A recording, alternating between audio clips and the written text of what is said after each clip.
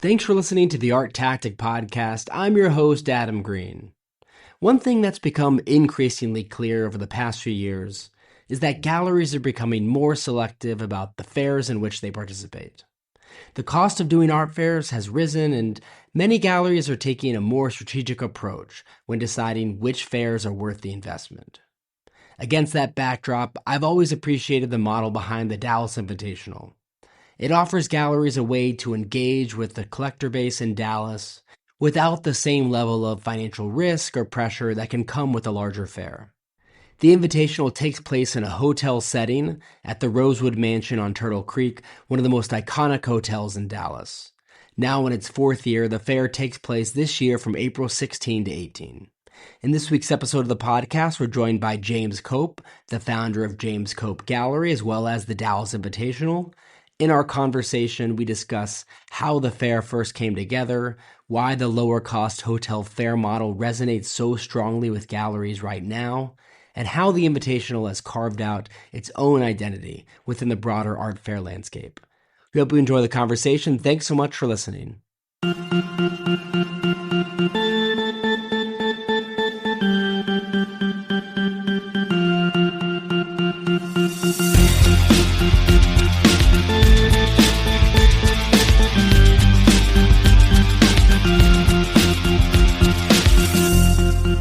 James, thanks so much for joining us. Thank you for having me, Adam. Absolutely. So this year will be the fourth edition of the Dallas Invitational coming up later this month. Before we get into this year's edition and some of the details, I think it'd be great if you could take us back to the beginning. What was your mindset like when you were contemplating establishing a hotel art fair in Dallas? Of course, you have your gallery here in Dallas. You have the Dallas Art Fair. You have a really strong collecting community. The institutional setting in Dallas and Fort Worth is fantastic. What gap did you feel like you were trying to fill with the Dallas Invitational? So, talking to other galleries and collectors, it seemed like people were wanting an alternative to the bigger art fair. And having conversations with a group of gallery friends, it seemed like there was enough interest and momentum to create another fair in a different setting, like in a hotel setting where it felt more intimate and boutique. We launched the Dallas Invitational at the Fairmont Hotel, which was located directly across the street from the Dallas Fair. And the first iteration, I think it was 10 or 12 galleries from New York, Los Angeles, London, Vienna, Paris. And each gallery had a room. We rented out an entire floor of the hotel. And each gallery had a room and they brought things. And it was very kind of basic. There was no signage, there was no website, no social media. It was all word of mouth. And people really liked it.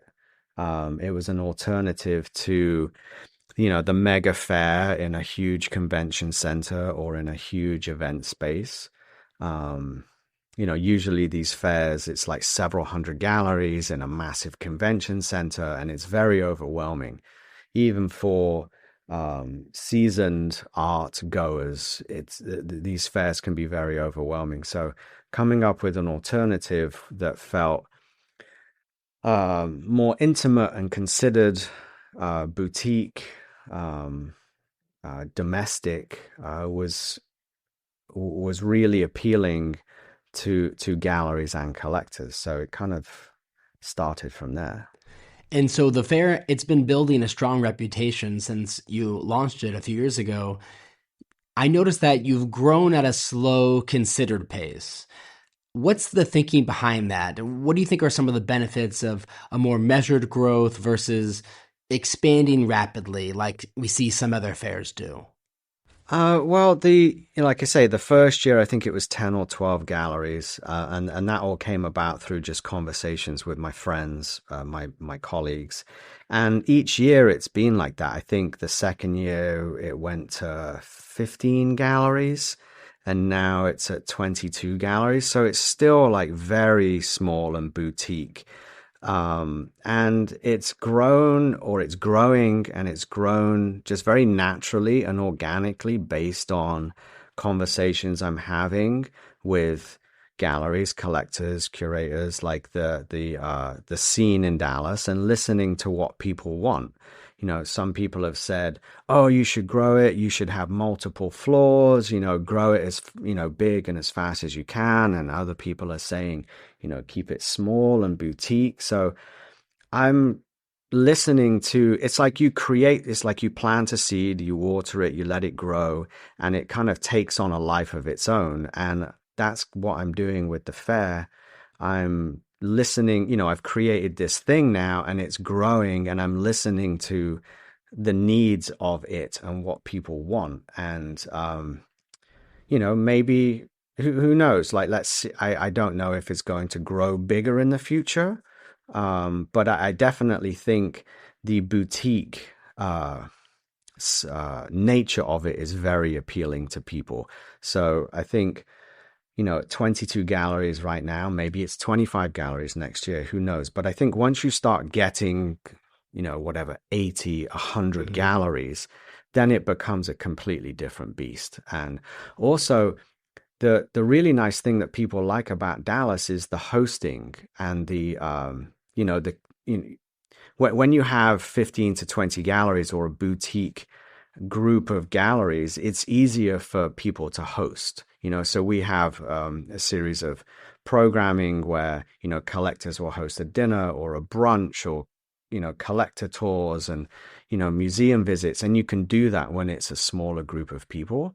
When you're getting to like 80, 100, 150, 200 galleries, like you can't host, at somebody's house for that size, that many people. So people really like, that scale, because they're like, oh yeah, we'll host a champagne reception for you. It's 30 people. That sounds great.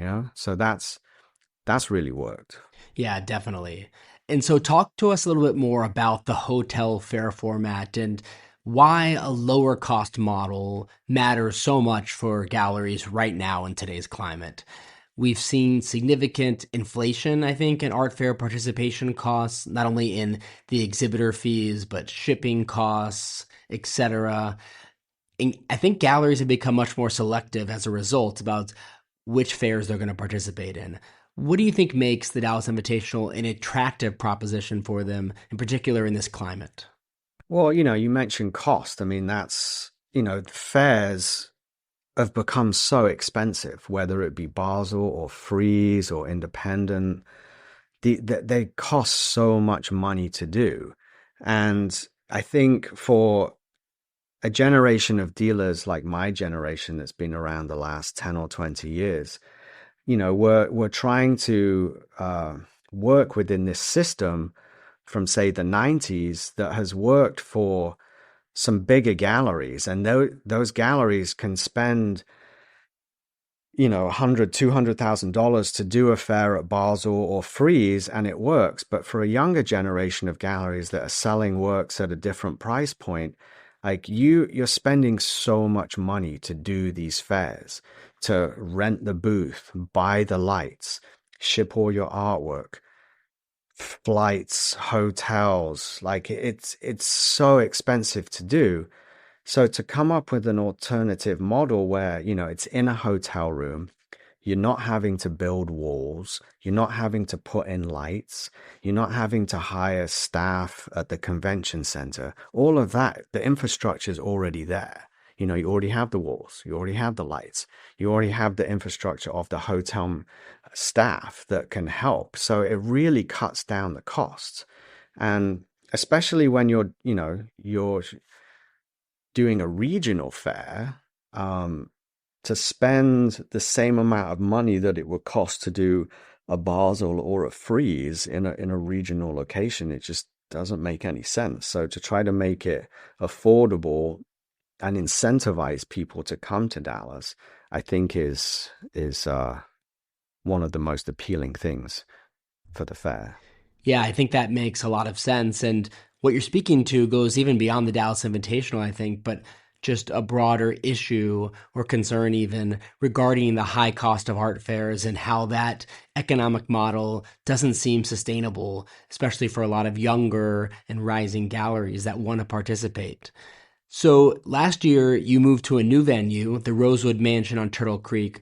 For listeners who don't know Dallas, tell us about the reputation and really the character of that hotel and why the right venue is so critical to the hotel fair experience.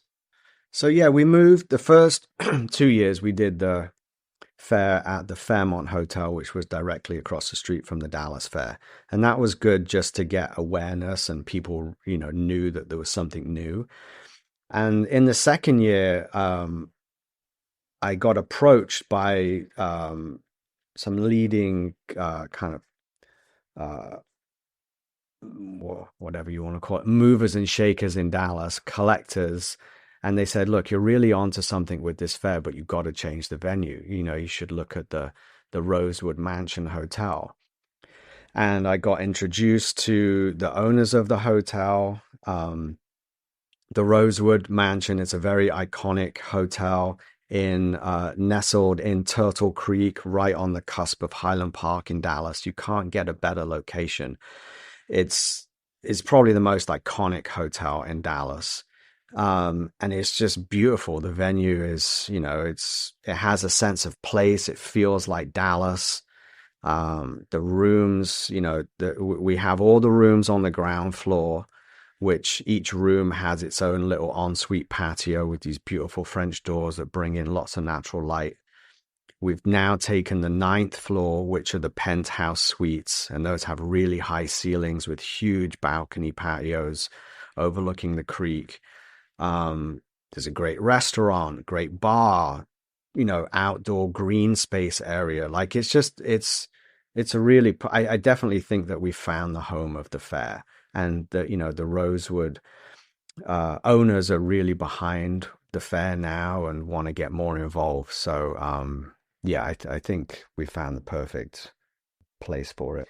And so you've recently announced that you'll be taking the Invitational model to London, launching the Invitational in London during Frieze Week.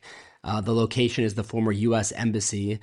Tell us about that. What was the motivation to expand the fair to London, and why do you think it'll fit well within that really popular and exciting Frieze Week? So from the success at the Rosewood in Dallas at the Mansion, the Rosewood Group in London heard what we'd done, and they've just launched this new hotel called the Chancery Hotel in Grosvenor Square in Mayfair. It opened last September, and they want to be very engaged in the arts in London. And they approached me about doing a version of the Invitational. It would be called the London Invitational to coincide with Frieze in October 2026.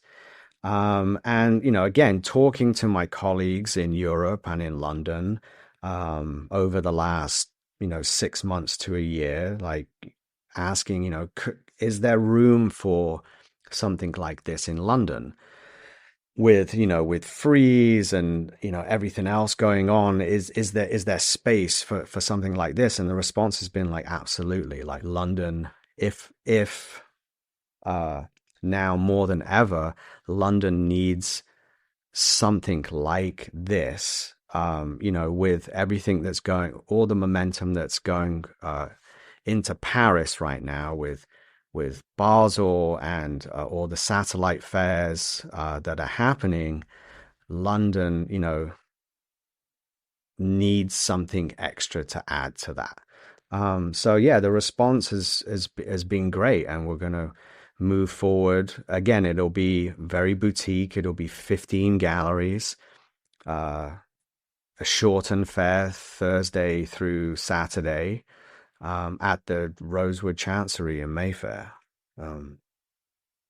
We haven't quite finalized all the galleries yet. We're still in conversations, but I think here in the next month or so, I should have the final list for the galleries, and we can make an announcement. And yeah, really excited about that. Great. Well, we can't wait to see that list. James, thanks so much again for coming onto the podcast and sharing some of the background and your perspective on launching the Dallas Invitational. And if our listeners want to attend the fair this year or learn more about the fair, what's the best website? www.dallasinvitational.com. Easy. Thanks again, James. Thank you.